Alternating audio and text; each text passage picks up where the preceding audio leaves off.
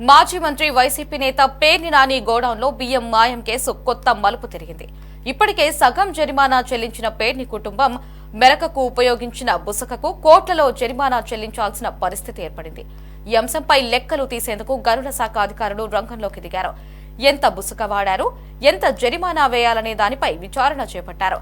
పేర్ని నాని గోడౌన్ల మెరకకు వాడిన బుసక గురించి టీడీపీ కార్యకర్త ఒకరు కృష్ణా జిల్లా గనుల శాఖ అధికారికి విజిలెన్స్ అధికారులకు ఫిర్యాదు చేశారు. అసిస్టెంట్ జియాలజిస్ట్ గోదాముల వద్దకు తన బృందంతో వెళ్లి పరిశీలించారు. గేట్లకు తాళాలు వేసి ఉండడంతో పాటు యాజమాన్యం అందుబాటులో లేకపోవడంతో నోటీసులు ఇచ్చి విచారణ చేయాలని నిర్ణయించారు.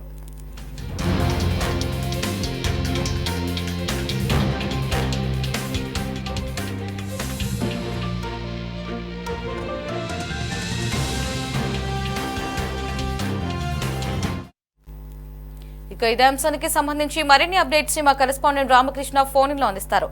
రామకృష్ణ, చెప్పండి, ఇప్పటికే గోదాంలో మిస్ అయిన బియ్యం మాయం వ్యవహారానికి సంబంధించి సగం డబ్బు అయితే చెల్లించారు, ఇంకా మిగతా వాటికి కూడా జరిమానాలు విధించే పనిలో అయితే అధికారులు పడ్డారు. దీనికి సంబంధించిన పూర్తి అప్డేట్స్ ఏంటి? మాజీ మంత్రి వైసీపీ నేత పేర్ని నాని బియ్యం మాయం కేసు ప్రస్తుతం కొత్త మలుపు తిరిగిందనే చెప్పాలి. ప్రధానంగా ఈ గోడౌన్ నిర్మాణం సందర్భంలో పెద్ద ఎత్తున మెరక తోలేందుకు దాదాపుగా 7 ఎకరాలకు సంబంధించి అక్కడ నుంచి పెద్ద ఎత్తున తవ్వకాలు జరిపి ఈ గోడౌన్ కు సంబంధించి మెరక తోలే ప్రయత్నం అయితే చేశారు.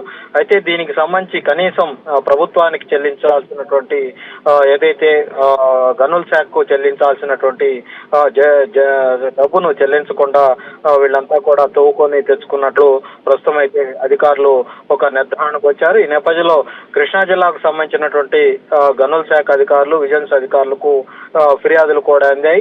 అసిస్టెంట్ జియాలజిస్ట్ గోదావరి బృందంతో కలిసి అక్కడకు వెళ్ళటం జరిగింది. వెళ్లి స్వయంగా అక్కడ యాజమాన్యానికి సంబంధించి ఎవరు అందుబాటులో లేకపోవడంతో నోటీసులు కూడా గోడౌన్ కు అందించి వచ్చినటువంటి పరిస్థితి ఉంది. మొత్తం 7.5 ఎకరాల భూమిని పేర్ని నాని కుటుంబం కొనుగోలు చేసింది. 40,000 టన్నుల సామర్థ్యం కలిగినటువంటి 2 గోదాములను అక్కడ 6 ఎకరాల విస్తీర్ణంలో నిర్మించడం జరిగింది. ఈ గోడౌన్ స్థలానికి సంబంధించి అక్కడ పెద్ద ఎత్తున మెరక తోలాల్సినటువంటి పరిస్థితుల్లో అక్కడ ఉన్నటువంటి సమీపంలో ఉన్నటువంటి ఎస్ఐండ్ భూముల నుంచి అక్కడ ఉన్నటువంటి మట్టి మొత్తాన్ని కూడా తోలుకొచ్చారు. అయితే వాస్తవానికి అది మట్టి అని ఒకవైపు పేర్ని నానికి సంబంధించినటువంటి వ్యక్తులు వాదిస్తున్నప్పటికీ అక్కడ ఎలాంటి మట్టి కూడా లేదు. అది మొత్తం కూడా ఇసుక. ఆ ఇసుక మొత్తాన్ని కూడా ఈ గోడౌన్ ప్రాంగణాన్ని లెవెల్ చేసేందుకు నిర్మాణం కోసం ఉపయోగించినటువంటి పరిస్థితి ఉంది. దాదాపుగా 4,042 క్యూబిక్ మీటర్ల ఖనిజాన్ని ఉపయోగించినట్లు తెలుస్తోంది. ఈ 7 ఎకరాలను 3 మీటర్ల మేర వీళ్ళు మెరక చేసినటువంటి పరిస్థితి ఉంది. సుమారుగా ఎకరానికి దాదాపుగా 12,000 క్యూబిక్ మీటర్ల చొప్పున 7 ఎకరాలు మెరక చేయడానికి 94,000 క్యూబిక్ మీటర్లు ఉపయోగించి ఉంటారని గనుల శాఖ అంచనా వేస్తా ఉంది. గత ప్రభుత్వంలో ఇసుక రాయల్టీ దాదాపుగా 60 రూపాయలు ఉంది. అయితే ఇసుక అక్రమ తవ్వకాలకు జరిమానా ఎక్కువగా వేస్తారు. ఎందుకంటే రాయల్టీ చెల్లించకుండా ఇసుక తవ్వకాలు చేసిన నేపథ్యంలో జరిమానాగా ఎక్కువ మొత్తంలో వసూలు చేస్తారు.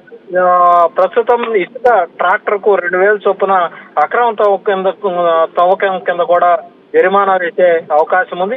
3 క్యూబిక్ మీటర్ల ఒక ట్రాక్టర్ యూనిట్ అవుతుంది.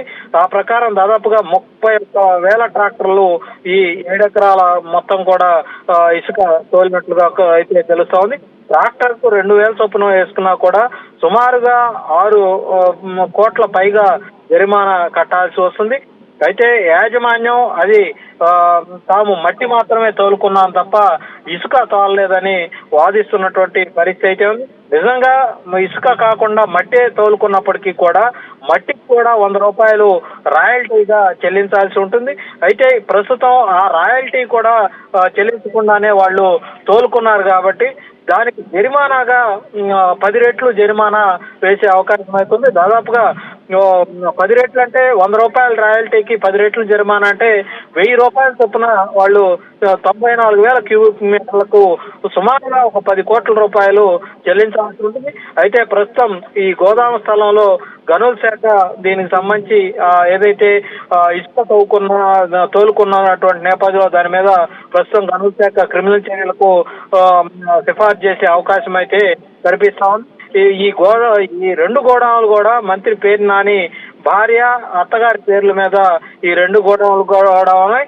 ఒకవేళ జరిమానా విధించాల్సి వస్తే వాళ్ళ పేర్లతోటి ఈ గొడవలు ఉన్నాయి కాబట్టి వాళ్ళ మీదే ఈ జరిమానా కూడా వేయాల్సి ఉంటుంది. మరోవైపు మనం బియ్యం మాయ వ్యవహారంలో ఇప్పటికే ₹1 సంబంధించినటువంటి జరిమానాను చెల్లించినటువంటి పరిస్థితి అయితే ఉంది.